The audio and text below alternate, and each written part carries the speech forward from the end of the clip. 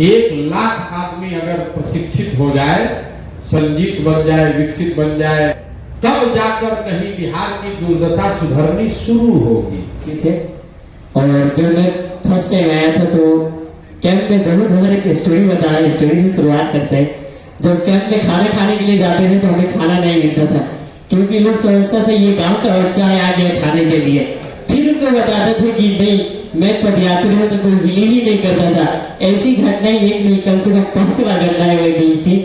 फिर मुझे बताया तो चाहे भैया से पूछते थे कि भैया बता दीजिए, मैं भी पदयात्री हूँ और मैं भी कैंप में रहता हूँ। तब उन्होंने खाना देते थे। सबसे ज्यादा इंटरेस्टिंग बात है, जब टाउन हॉल होता था तो वहां पर हमें बहुत दिक्कत होता था, लेकिन फिर 1,00,000 आदमी अगर प्रशिक्षित हो जाए, संजीत बन जाए, विकसित बन जाए, अभिषेक बन जाए, तब जाकर कहीं बिहार की दुर्दशा सुधरनी शुरू होगी। और मैं ये सबसे ज्यादा मैं धन्यवाद देना चाहता हूँ साधन भाई को।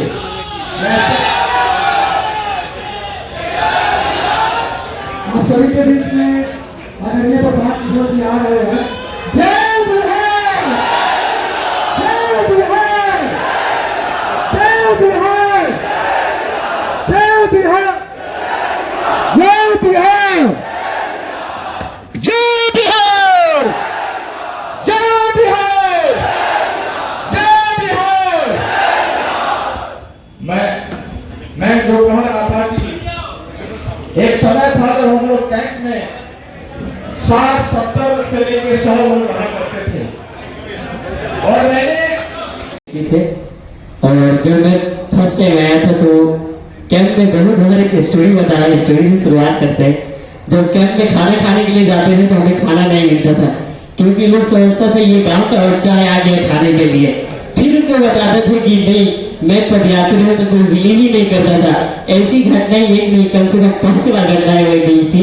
फिर मुझे बताया तो चाहे भैया से पूछते थे कि भैया बता दीजिए, मैं भी पदयात्री हूँ और मैं भी कैंप में रहता हूँ। तब उन्होंने खाना देते थे। सबसे ज्यादा इंटरेस्टिंग बात है, जब टाउन हॉल होता था तो वहां पर हमें बहुत दिक्कत होता था, लेकिन फिर वहां से शुरुआत किया। धीरे धीरे यूट्यूब चैनल को शुरुआत किया। चैनल मोनेटाइज भी हो गया और उससे पेमेंट भी आता। उससे एक अपना लैपटॉप भी लिया हूँ।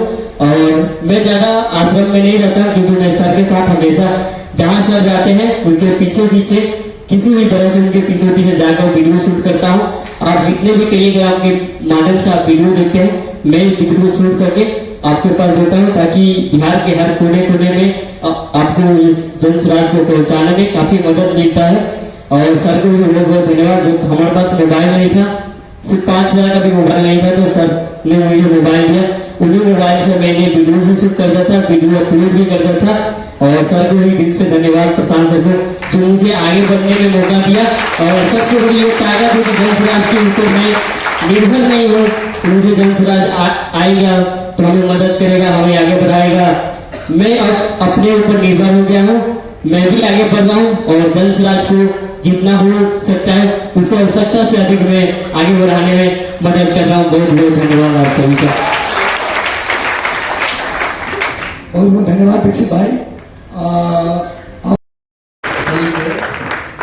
आज कोई भाषण का कार्यक्रम है नहीं। हमने सिर्फ ये पूछा था कि भाई जब हम यहाँ नहीं रहते हैं तो आश्रम में कितनी एनर्जी रहती है।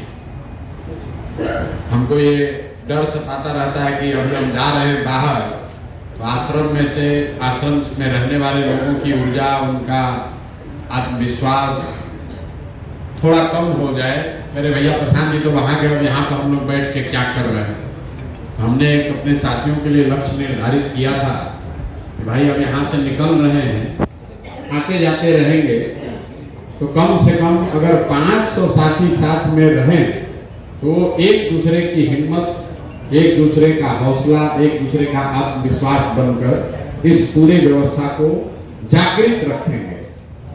तो 2-3 दिन पहले मैंने पूछा, भैया आश्रम में नंबर अभी कितना है। ये हम लोगों ने अनुभव देखा है पदयात्रा में कि जब नंबर कम हो जाता है तो हिम्मत जवाब देने लगती है। ऐसा लोगों को लगता है कि अरे बहुत बड़े ज्ञानी हैं, बहुत बड़े होशियार हैं, रणनीतिकार हैं। हर दिन सुबह उठ के जब आप सुबह आँख खोलते हैं तो अपने आप को खींच कर निकालना पड़ता है बेड से कि नहीं भैया इसको करना ही है। हर दिन सुबह ऐसा लगता है कि भैया क्या ही कर रहे हैं, हो पाएगा कि नहीं हो पाएगा। तो जब समूह में लड़के होते हैं, जिसको बोलचाल की भाषा में हम लोग भीड़ कहते हैं, जब भीड़ दिखती है, लोगों की संख्या दिखती है, आप अकेले नहीं होते हैं, तो हिम्मत बढ़ने में, आत्मविश्वास को बनाए रखने में मदद मिलती है। इसीलिए मैंने पूछा भाई आश्रम में कितने लोग रहते हैं, तो बताया गया कि आजकल 400 के आसपास आश्रम में लोग रहते हैं। अभी भी हमारी जो सोच है उससे संख्या बहुत कम है, लेकिन मुझे लगता है कि उस दिशा में हम लोग बढ़ रहे हैं। जब 30-40 साथियों के साथ रहकर हिम्मत नहीं टूटा, तो 400 साथियों के साथ रहकर हिम्मत और बढ़ेगा ही। एक बार आप सबका धन्यवाद। कोई लंबा चौड़ा भाषण नहीं देना है, मैं आपको एक सुझाव देना चाहता हूँ कि आश्रम की व्यवस्था में, क्योंकि हर आदमी व्यस्त है, कोई ट्रेनिंग लेने आया है, कोई ट्रेनिंग दे रहा है, कोई खाना खिला रहा है, कोई बाथरूम का व्यवस्था देख रहा है। कई बार आदमी को लगता नहीं है सृजन जो है ये सबसे कठिन काम। किसी चीज का निर्माण, गांव देहात में आदमी कहता है 2 ईंटा जोड़ना बहुत कठिन काम। बाबूजी खेत खरीद के गए हैं, बांट के झगड़ा करने में कोई दिक्कत नहीं है, लेकिन एक धूर मिट्टी खरीदने में पसीना निकलता है। आप देखिए यहाँ 300-400-500 लोगों की व्यवस्था को चलाने के लिए कितने लोग लगे हुए हैं। अगर पूरे बिहार में 50 लाख लोगों को का जीवन सुधारना है, तो कितने साथी इधर से उठकर इधर आएंगे, तब हम लोग अपने भाइयों का, मित्रों का यहाँ पर जीवन सुधार पाएंगे। कितने लोग लगे हुए, 1 घंटा से परिचय ही हो रहा है, 1 घंटा से परिचय हो रहा है, अभी भी कई साथियों का परिचय नहीं हुआ। इतने लोग लगे हुए हैं, तो 200, 300, 500 आदमी को अब प्रशिक्षण हो रहा है। तो जब हम लोग कहते हैं कि 1 लाख आदमी, 1 लाख लड़के, 1 लाख युवा, 1 लाख बिहार के लोग जिनको समाज सुधार मित्र बनाया जाएगा, तो कई आदमी को लगता है इसका क्या, 1 लाख आदमी का क्या जरूरत है। 1 लाख आदमी अगर प्रशिक्षित हो जाए, संजीत बन जाए, विकसित बन जाए, अभिषेक बन जाए, तब जाकर कहीं बिहार की दुर्दशा सुधरनी शुरू होगी। कोई विधायक बन जाए, कोई मंत्री बन जाए, कोई योजना लगाने से बिहार सुधरने वाला नहीं है। इतना गर्त में हम लोग चले गए हैं, दुनिया कहां से कहां चली गई। हम लोग अभी जी रहे हैं 1960-70 में।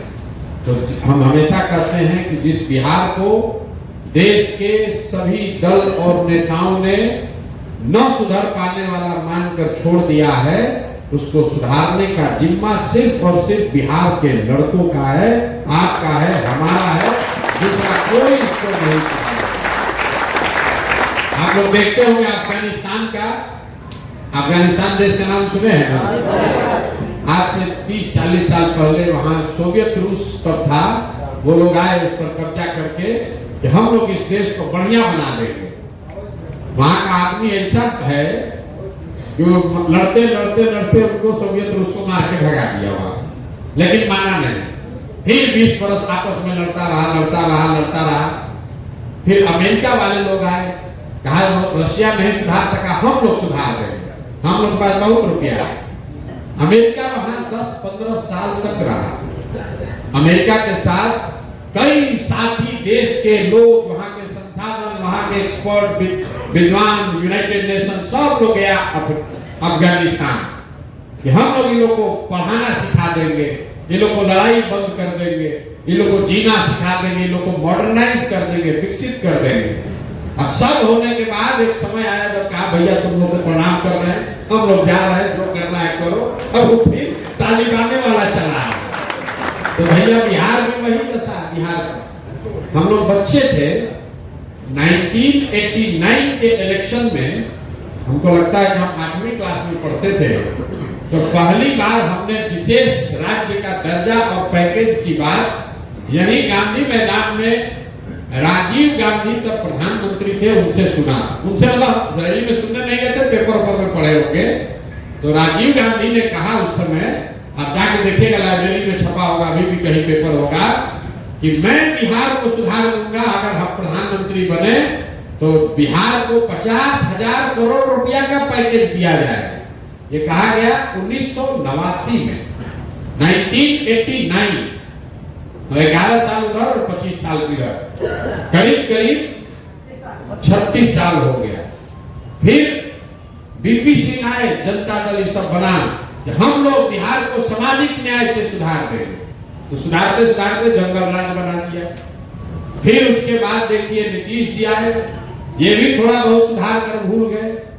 फिर मोदी जी आए, आपने भाषण सुना होगा 80,000 करोड़ दे कि 1 लाख करोड़ दे, 1 लाख करोड़ दे कि 2 लाख करोड़ दे, वो भी हारे भागे, यहाँ से जान छुड़ा के भागो। रे भाई, बिहार का कुछ नहीं हो सकता है।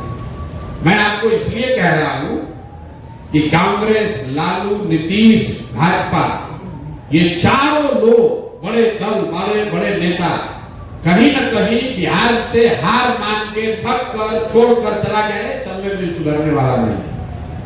उसमें बिहार में कोई जन स्वराज के लड़के खड़े होकर कह रहे कि नहीं, इसको सुधारा जा सकता है। ये विश्वास ही अपने आप में सबसे बड़ी जीत है। जब जीत होगा तब होगा, जब जीत होगा तब होगा। किसी का दम नहीं है देश में। हम सब नेताओं के साथ काम किए हैं जो कहते कि हम बिहार को सुधार सकते हैं। सड़क बनाना अलग बात है, लेकिन बिहार भी देश के विकसित राज्यों में शामिल हो सकता है। ये किसी नेता का दम नहीं है, और उसको बनाने में आप कंधा लगा रहे हैं, ये आपका योगदान है। बने या न बने, सफलता मिले या न मिले, इस बात को इतिहास के पन्नों से कोई मिटा नहीं सकेगा कि एक बहुत बड़ा प्रयास किया गया था, और करने वालों में वाहिनी उसका एक मुख्य अंग थी। हम आपको, मैंने पहले कहा लंबा चौड़ा भाषण नहीं देंगे, आपको सुबह में क्लास भी है, तो 2 बात बताकर खत्म करेंगे। हमारी माँ हमेशा कहती थी कि जो समाज को लंगर जो चलाता है वो भूखे नहीं मर सकता है। आप जरा सोच के देखिए, जो खाना बांट रहा है, चाहे बारात में बांटे, मंदिर में प्रसाद बांटे, लंगर चलाए, यहाँ कैंप में खाना खिलाए, या रोड पर कोई जगराता में पूरी की सब्जी बांटे, जो खाना बांट रहा है वो कभी भूखे नहीं मर सकता है। प्रकृति के नियम के खिलाफ कैसा हो कैसे सकता है कि आप खाना बांट रहे हैं और आप भूखे मर गए। तो वाहिनी ये व्यवस्था बना रही है, आपको चिंता करने की जरूरत नहीं है। अगर व्यवस्था बनी तो आपको कभी अपने जीवन में संघर्ष वापस इसलिए नहीं करना पड़ेगा कि हमारा 5 रुपया कैसे मिलेगा, हमको नौकरी कैसे मिलेगी। संघर्ष तो जीवन में रहेगा ही, लेकिन ये जब व्यवस्था बनेगी तो हर व्यक्ति को जो इससे जुड़ा हुआ है, जो वाहिनी है, जो बना रहा है, प्रशांत किशोर चाहे या न चाहे, उसको आगे बढ़ना ही बढ़ना है। आप देखिए, मोदी जी प्रधानमंत्री बने, अगर उनके बनने में हमने कंधा लगाया है तो मोदी जी हमको रखे कि न रखे, हमारा जीवन आगे बढ़ेगा ही बढ़ेगा, कोई रोक नहीं सकता।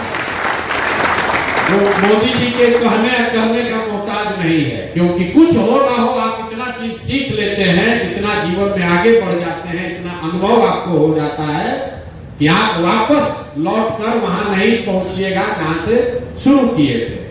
तो आप ये भरोसा रखिए कि जो वाहिनी के साथी हैं, चाहे अलग अलग कोई भी काम कर रहे हैं, ये आप इसके बनाने वाले हैं। जब ये व्यवस्था बनेगी तो निश्चित तौर पर आपका जीवन की जो धारा है वो बदल जाएगी। और अगर नहीं बनी तो आपको, हमको ये भरोसा होना चाहिए अपने आप पर कि भाई जब हमें काबिलियत नहीं थी तो हम क्यों लेते। अगर हम नहीं बना पाए तो क्यों मांगेंगे, लेकिन अगर बना दिया, अगर व्यवस्था बना दी तो हमारा हक उसमें कोई दूसरा ले नहीं सकता है। इस बात का भरोसा रखिए। और दूसरी बात, ये संख्या काफी नहीं है। 1000 वाहिनी 15 अप्रैल तक ये संख्या 1000 होनी चाहिए। 20 तारीख से 20 अप्रैल से, अभी आपके समक्ष 11 अप्रैल की एक यहाँ पर बैठक होनी है, उसमें आपका कुछ योगदान होगा। लेकिन 20 अप्रैल से हम लोग की कोशिश है कि एक फाइनल अटैक, पूरा प्रयास झोंक के 500 साथी मेरे साथ चलेंगे। पूरे बिहार को हम लोग 120 दिन में मत के रख देंगे तो जो साथी चलना चाहते हैं, जो साथी भी चलना चाहता है, जो भी सीखा है भाषण देने के लिए बाइक पर, गाड़ी पर, एक मैं और मेरे साथ 500 साथी 20 तारीख से हम लोग चलेंगे। 120 दिन में 243 विधानसभा, मतलब 20 अप्रैल से शुरू करके 20 अगस्त तक पूरा बिहार एक बार जगाकर समझाकर एक अंतिम प्रयास हम लोग जरूर कर देंगे। तो जो साथी चलना चाहते हैं वो अभी से अपना तैयारी कर ले, कपड़ा अपना धुलवा लीजिए। 20 तारीख से हम लोग चलेंगे, गाड़ी से चलेंगे, इस बार पैदल नहीं चलना है। और हर दिन 2 विधानसभा, 10 घंटा, 12 घंटा, 14 घंटा, जितनी भी मेहनत करनी पड़े वो करना है। तो जो साथी ऐसे हो जो आगे 50 बाइक से चलकर हमसे पहले जाकर सभा करें, वो साथी जब हम लोग चले तो 20 किलोमीटर रेडियस में कोई आदमी छूटे नहीं, चाहे उसको गाड़ी से उठाकर लाना पड़े या टेम्पू से या बस से। वो साथी वो हो जो अभी रोड पर झंडा लगाते थे, लेकिन जब इस बार चलेंगे तो 15 किलोमीटर दाहिने, 15 किलोमीटर बाएं, कोई घर, कोई दुकान जनसुराज के झंडा बैनर से छूटना नहीं चाहिए। इसलिए 500 साथियों की जरूरत है।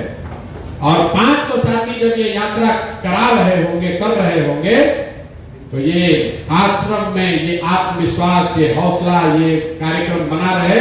इसके लिए जरूरी है कि यहाँ पर से 500 साथी बैठकर पूरे राज्य भर के वाहिनी SKS को एक्टिवेट रखें। तो 500 साथी यहाँ और 500 साथी यात्रा में। इसके बाद 20 अप्रैल से बस 2 ही काम है। 1000 बिहार के युवा, जो 500 आदमी यहाँ से रहकर पूरे बिहार के 1 लाख SKS और वाहिनी को सक्रिय करे, और 500 आदमी हमारे साथ चले, जो हम लोग पूरे बिहार को जगाएं। एक बार फिर से प्रयास करें कि चुनाव से पहले हर व्यक्ति तक बात जनसुराज की पहुंचाया जाए। तो जो लोग तैयार हैं, सब लोग अपना अपना प्रेफरेंस अभी से बनाना शुरू कीजिए।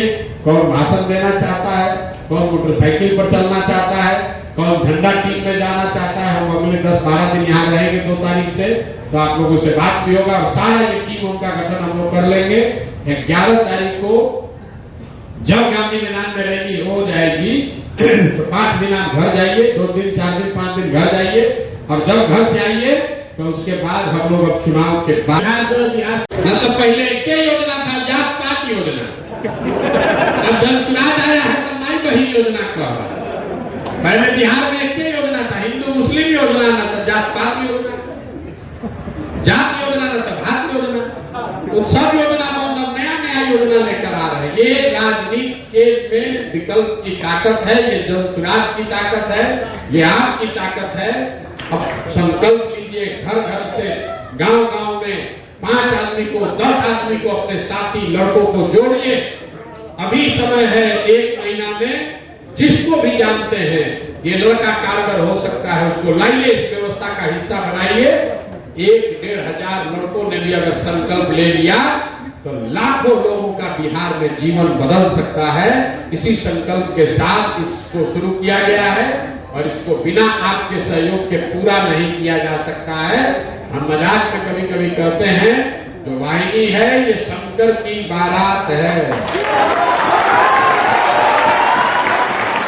ये नेताओं का संगठन नहीं है, ये शंकर की बारात है।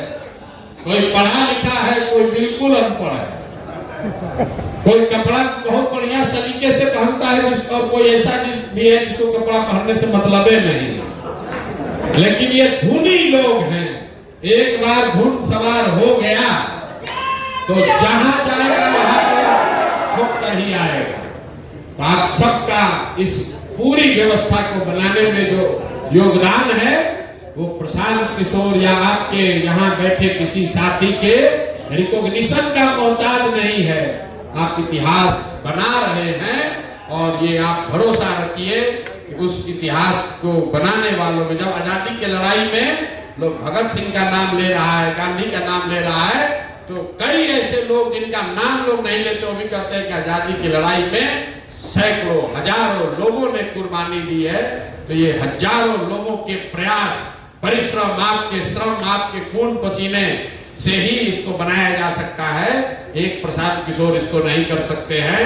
1000 लड़के, हजारों लड़के जब लगेंगे तब बात बनेगी। एक अंतिम आग्रह, आप लोग हफ्ते में एक दिन ही सही, लेकिन पूरा आश्रम एक बार जरूर बैठिए, ताकि समूह की ताकत आपको जब भी आपका मन लगे, अरे भैया क्या कर रहे हैं यहाँ गंगा जी के किनारे बैठ के इतना लूक में, धूप में, धूल में, मच्छर में, तो जब आप साथ में बैठते हैं तो आपको लगता है कि नहीं, ये सही काम कर रहे हैं, कुछ सही करने के लिए जुटे हैं। 6 महीना की बात है, अपना हिम्मत अभी बना कर रखेंगे, बिना किए बगैर इसको मानेंगे नहीं। तो हफ्ते में एक दिन ही सही जरूर हम लोग आश्रम की बैठक होनी चाहिए, बाइक टीम की नहीं, डिजिटल टीम की नहीं, एसकेएस की नहीं, आश्रम के सारे साथियों की बैठक हफ्ते में एक दिन जरूर आप लोग की होनी चाहिए, ताकि एक दूसरे का परिचय हो सके। और सिर्फ मन से ही नहीं, जो साथी इस साइड भी बैठे हैं, 2 घंटा उस दिन सब काम रोक के एक दूसरे से परिचय, एक दूसरे का अनुभव, एक दूसरे का सुझाव वो जरूर हम लोग को साझा करना चाहिए। उससे ताकत बढ़ेगी, समूह की हिम्मत बढ़ेगी और इस काम को करने का जज्बा जो है वो और मजबूत होगा। बहुत बहुत धन्यवाद। खाना खाइए, मजा लीजिए।